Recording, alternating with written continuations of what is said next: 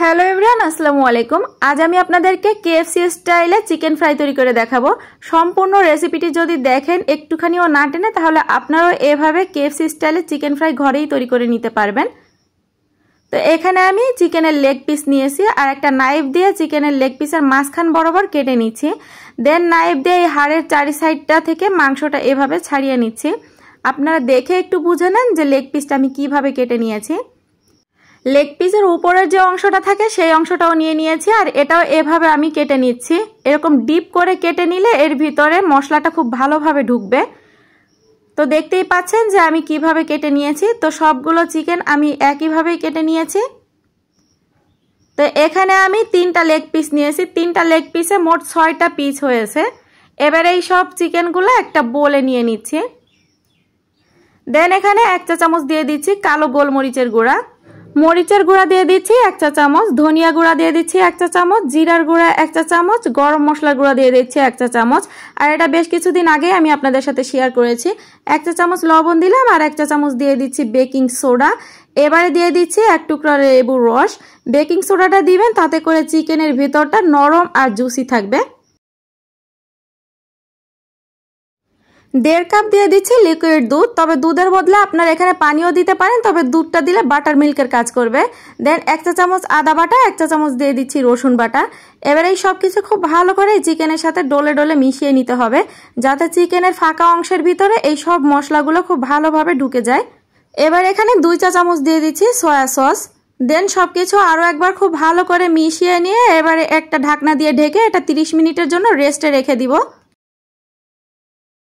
একটা বলে 1.5 কাপ নিয়ে নিচ্ছি আটা, তবে আপনারা চাইলে এখানে ময়দাও দিতে পারেন। 1 চা চামচ লাল মরিচের গুঁড়া, সামান্য একটুখানি লবণ দিয়ে এবার এই ময়দাটার সাথে সবকিছু খুব ভালো করে মিশিয়ে নিচ্ছি। দেন যে চিকেনটা ম্যারিনেট করে রেখেছিলাম এখান থেকে এক এক পিস করে চিকেন উঠিয়ে এই ময়দার সাথে কোটিং করে নিতে হবে। আর হাত দিয়ে খুব ভালো করে চেপে চেপে এর সম্পূর্ণ ফাঁকা জায়গার ভিতরে ময়দার কোটিংটা লাগিয়ে নিতে হবে। দেন এভাবে হাত দিয়ে তুলে ঝেড়ে নিয়ে আরও একবার এই চিকেনের ব্যাটারের মধ্যে ডুবিয়ে নিতে হবে। খুব ভালো করে ডুবিয়ে নিয়ে এটা আমি আরও একবার কোটিং করে নিচ্ছি। যতবার এই কাজটা করবেন তত বেশি মোটা লেয়ার হবে এই চিকেনের উপরে। ময়দার কোটিংটা লাগানোর পরে হাত দিয়ে এভাবে ঝেড়ে নিতে হবে, তাতে করে এই চিকেনের উপরে এরকম লেয়ার আসবে। তো আমি সবগুলো চিকেনই একইভাবে এভাবে ময়দার কোটিং লাগিয়ে নিচ্ছি। আর দেখতেই পাচ্ছেন চিকেনটা দেখতে কতটা সুন্দর লাগতেছে। চিকেনটা ভাজার জন্য একটা প্যানে বেশ খানিকটা তেল নিয়ে নিচ্ছি। যেহেতু এটা ডুবো তেলে ভাজতে হবে এই জন্য তেলের পরিমাণটাও বেশি লাগবে। এবারে তেলটা হাই ফ্লেমে গরম করে নিতে হবে। আর তেলটা খুব ভালোভাবে গরম হয়েছে কিনা সেটা চেক করার জন্য 1 টুকরা ময়দা দিয়ে দিচ্ছি। তো তেলটা খুব ভালোভাবেই গরম হয়ে গিয়েছে। এবারে এক এক পিস করে চিকেন এখানে দিয়ে দিচ্ছি।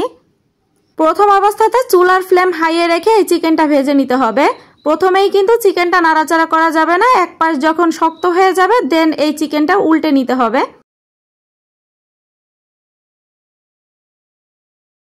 চিকেনের 2 সাইডে যখন এরকম কালার চলে আসবে দেন চুলার ফ্লেমটা মিডিয়াম হাইয়ের মাঝামাঝি রেখে এই চিকেনটা ভেজে নিতে হবে। তো চিকেনটা আমি উল্টে পাল্টে খুব ভালো করে ভেজে নিয়েছি। চিকেনটা খুব ভালো করে ফ্রাই করে নিয়েছি। এবার এই চিকেনটা এখান থেকে তুলে নিচ্ছি।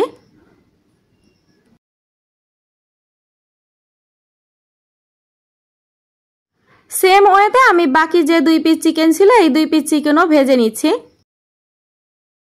চিকেনটা উপর থেকে কতটা ক্রিস্পি আর ইয়াম্মি হয়েছে সেটা দেখেই হয়তো আপনারা বুঝতে পেরেছেন।